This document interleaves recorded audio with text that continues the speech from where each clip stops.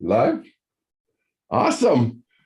Welcome back. This is part two as we go through it. Simple formula for you to follow to get people interested. Remember, your passion, your energy is so important. Just that transfer of enthusiasm that you're excited to help them, serve them, solve their problem is a big focus as we go to part two to understanding sales. Again, it's easier to think we all sell for a living. We all persuade for a living. It's something that we need to master. It's one of the number one success skills. That's why I'm so passionate about it and really looked at why people do what we do. We've learned more about the human brain in the last 10 years and the last 100 years combined. And we have to learn this skill somewhere. This is a key skill that makes a big difference. That's why I'm so passionate about it, especially for those entrepreneurs getting into business. You have to wear a lot of different hats. And one of those is selling yourself, selling your ideas, selling your product, selling your service, and being in the right state to be able to do that. Get excited about this. There's no fear here. I know you feel a little bit, but this is a game. The more people you talk to, the more people that say yes. Even if you have no skills at all, eventually someone's going to say yes. But as your skills get better, you're going to get more yeses, more yeses, more yeses. And that's a big factor here is as we go through this is you want to keep the score here. What I mean by that there is that you need to know what the score is. Meaning, if you talk to 10 people and 2 say yes, 20%, they call it a close rate, is good. Maybe, and then you can tell when you're getting better. But decide every day you're going to talk to 10 people, whatever your number is, and hold yourself to it. And if one day you only talk to 8, that means the next day is 12. Hold yourself accountable. And the more people you talk to, you'll get better. You'll get more yeses. You'll be more successful. You'll be making more money. But you have to decide how many people a day you're going to talk to. You're going to email. How many posts on social media you're going to make? Whatever your thing is, you have to keep the score. A, to hold yourself accountable, but B, to tell if you're getting better. If only 1 out of 10 say yes, okay, but then after a couple months, 2 out of 10 will say yes, and then maybe after a couple months, 3 out of 10. Keep the score, hold yourself accountable. Even if the first couple aren't very good, that's fine. You'll never be perfect. The first time you do anything, it's not perfect. The first time you golf or sing a song or act in a play or try a new tool, it's a little awkward, but it gets better and better and better. And that's going to be the focus here. So we talked about this formula that we can follow. And the first two, just to review, is we talked about creating interest, grabbing their attention. We found the problem, we exposed it, we showed the pain, we let them know it wasn't this bad, it was this bad. Look, if we don't fix your health now, if we don't start investing now, right, what's going to happen? And then the third one, this one's pretty easy for most people, is what's the evidence? Especially when you're talking to logical people, they need a statistic, a fact or figure to where 90% of businesses fails because the lack of sales. A study, that type of thing can make a big difference to the evidence part. So this is easy for most people, but you need to have somebody else saying what you're saying, a fact, a statistic, a figure, a study, an expert that's saying the same thing you're saying. Because in sales, I know you don't want to hear this, people always believe somebody else before they believe you. And so this is why you need to have somebody, hopefully someone they know, an expert, saying the same thing you're saying. So that's the key. So you're offering evidence, a statistic, a fact, a figure. You don't want to use too many of them, but when you use a statistic, make sure it's verifiable, meaning a 2020 Harvard study or the CEO of, it's verifiable and believable. We always tell the truth, but sometimes, as you know, with statistics, they're not always believable. And that's very important at this stage, right? This is the evidence piece. So what can you do? Where can you get evidence? We have this thing, I don't know if you've heard of it before, called the internet. You can do a lot of research there. You can talk to experts, get quotes from them. That is something that you can do. You can even create your own evidence by doing a poll or a survey. Maybe you sent a poll to 100 people and 82% said that this was an issue. So you can do some research. You can talk to people, but find that statistic, that evidence is going to be really important for you. So we've got the three: create interest, state the problem, offer evidence. And number 4 is you've got the solution. You found their problem. You found that here's the solution. Here is the solution. And this is where you build the visualization where they can see themselves doing it. Great influencers, great salespeople can help people visualize it. Because here's the secret. If they can't see themselves doing it mentally, it's not going to happen physically. They have to be able to see it mentally. So you're talking in a way where they're here. A lot of pain, it's going to cost you a lot of money, got a lot of problems, but hey, here's the solution. We have it. Help them visualize it, create it mentally in their minds that they could see themselves doing what you're asking them to do, this solution. It was interesting here in the United States, where they want a lot of the inner city kids to go to college. And so they had all the teachers, you should go to college, go to college. They were really pushing it, and it didn't seem to help. What helped? They took them to a college, they mirrored a student for a day. That made the difference, because now they could, when the teacher said go to college, they could visualize it, they could see themselves doing it, they understood it. That's what made the difference. And that's what you have to do with your prospect. Help them visualize it and see it. So with state the problem, you're putting a little salt in the wound, a little desperation, because there's only 2 motivators in life, inspiration and desperation. Here's the solution, the inspiration, the hope. We can fix this. I can help you fix this. And this is where you want to use a little social validation, meaning, well, 4 out of 5 dentists recommend, or other people that have done it. Remember, people always believe other people before they believe you. So this is where you add your neighbor that's given you a testimonial, or other people that you've helped, or other companies that have implemented this solution, other people that are using your product and the differences they've made. This is the part where you're letting them know other people have done this, it's solved their problem too. That is where you do here's the solution. We've got it.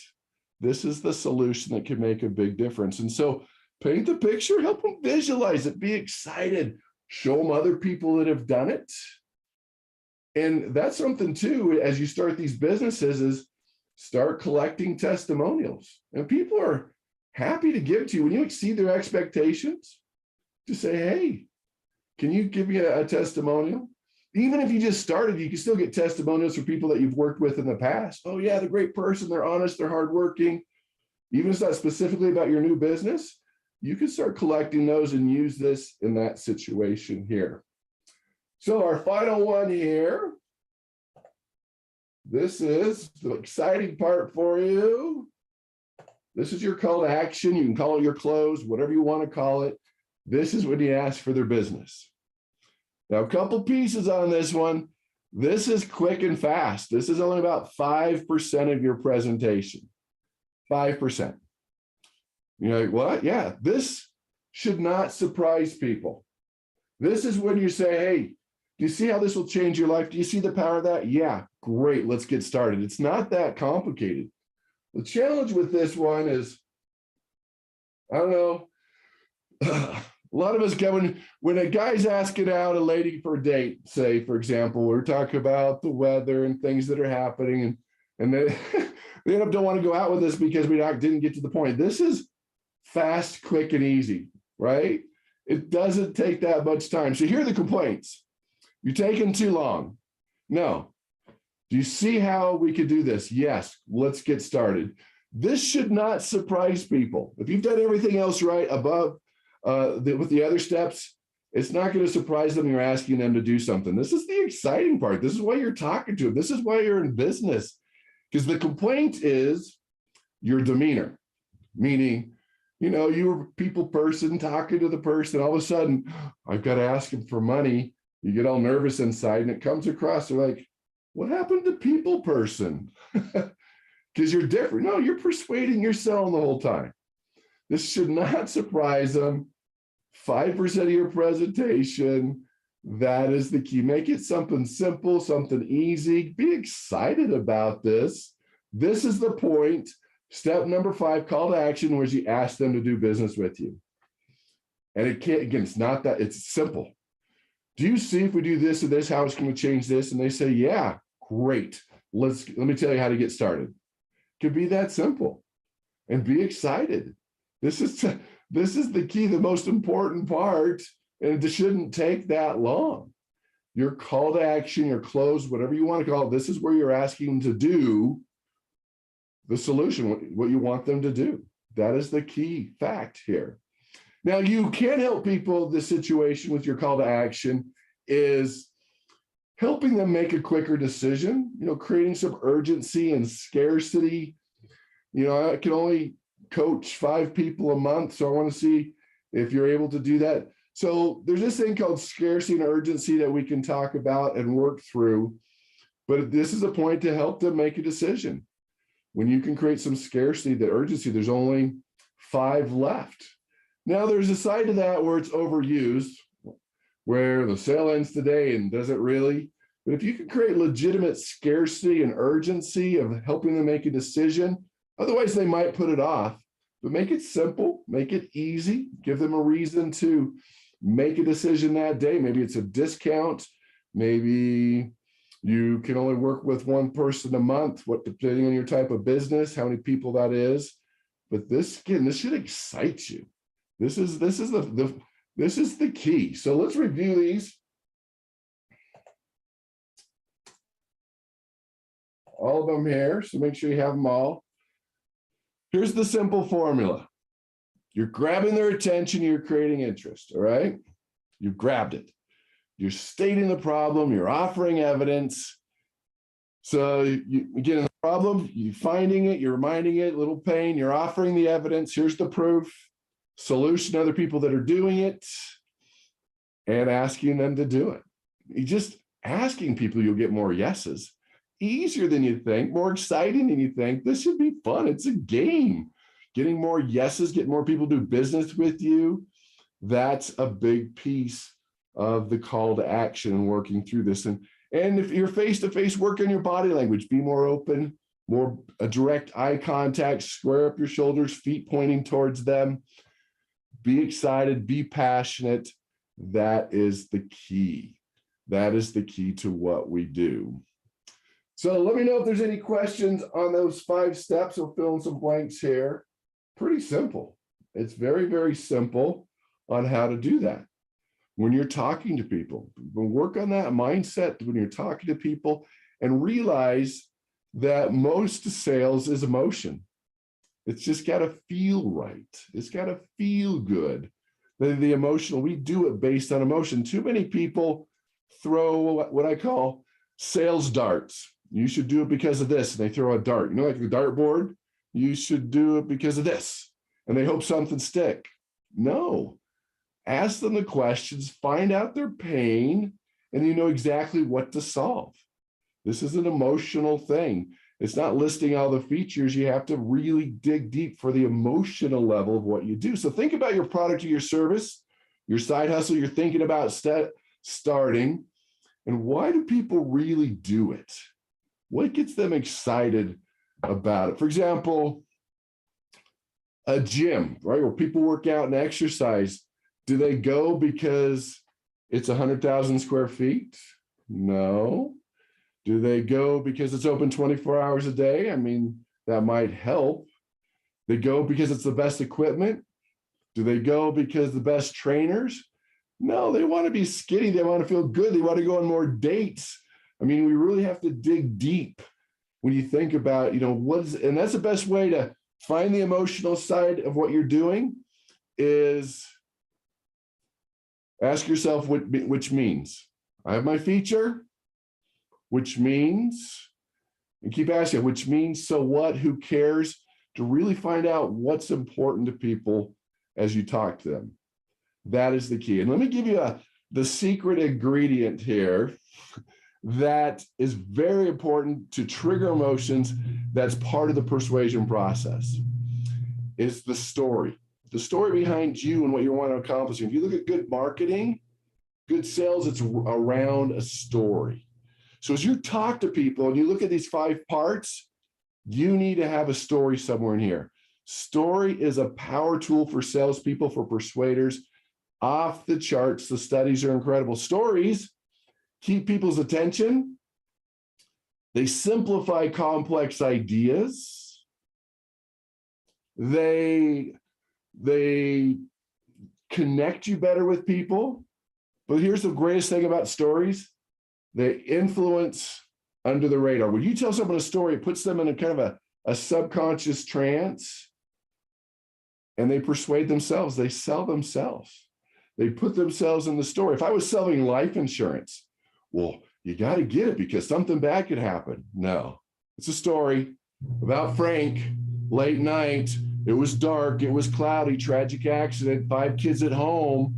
Always more persuasive, always more influential, always more emotional than just using facts. They still use facts and numbers, but great salespeople have a story, a success story. We call it the before and after picture. Yeah. Whew. The kids are really disobedient, would never listen. Now they're perfect. That's a story. You see them in infomercials. So what is your story that you can implement in those 5 steps? That's one of your biggest tools to trigger emotions, and it persuades without detection. It under the radar. It triggers emotions. It's easier for people to remember you. In fact, if you look at the brain, facts and figures only light up about 2 parts of the brain. Stories light up 7 parts of the brain. It's more memorable. They're reliving it. They're thinking it. It's triggering emotions, which are always more persuasive than logic. So within those 5 steps, what is the story? When you hear Tom talk about his story, the heart attack, didn't know if he's coming back. That's a story that helps people relate. That triggers emotions. It makes it more memorable. So what story can you use? Is it a success story? Is it your own personal story about why you're in business, that why you're serving people? That is one of the most important things you can work on in these 5 steps, is that story. What is that story that you have? Maybe it's someone else that you helped, the before picture, where they were unhealthy, overweight, close to dying, having a heart attack, but now they're healthy, they're fit, they have more energy, they're spending more time with their children. That is how you look at it. That is the piece of what you want to talk about. So that's the whole piece there. Those are the 5 steps to simplify it. Don't make it harder than it is. Open your mouth, get yourself in the right mindset, get excited about selling yourself, your ideas. Everyone needs a little small business.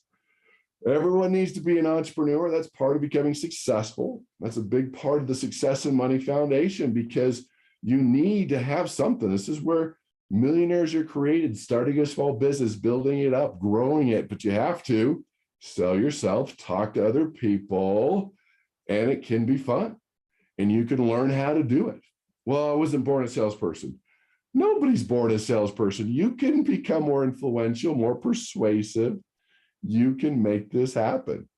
And part of that, again, is keeping the score, talking to more people, following some basic steps. That will make the difference for you. So just understand, again, those 5 steps, and then think about the one thing I want you to add as you go through this is, what is your story? Again, you can borrow it. Maybe somebody you worked with. Maybe it's the before and after picture. Maybe it's your journey, your story. That is the key. When you're telling a story, people are easier to influence or easier to sell. It triggers those emotions, and that makes a big difference. So what is your story? What is it that you do? And you can borrow a story. I'd start creating a story list that you can use. But what is your story as you do this? Even when you look at marketing, stories, the behind the product, what they do, why they exist, people want to know. That's kind of our caveman brain. We want to know the story. So what is your story that you've lived, that you can borrow, that you can work through? That is something to add to the 5 steps. One of the most important pieces that is you persuade influence, because sales is an emotional thing. Now, you still need to have the logic. When you sell, trigger the emotions. That's what's persuasive. But when those emotions fade, they still need to have the logic to tell their partner, their spouse, why they did it. When you ask somebody why they bought the nice car It felt good. It was an emotional thing, but when that emotion fades, it still has to be the logic behind it. So there's your formula. There's the 5 steps. Get in the right mindset, get in the right attitude, keep the score, find your story, and you'll be more influential and you'll sell more. People actually want to be persuaded. They want to be sold. Like, what? Now think about it. Don't you want somebody that you can trust that's going to solve your problem? Yeah, you do. And so that should be you. That is you when you build that trust with people that you know they're going to help them solve that problem. So that is part 2. Let me know if there's any questions, and we'll come back for another little final segment on selling anything to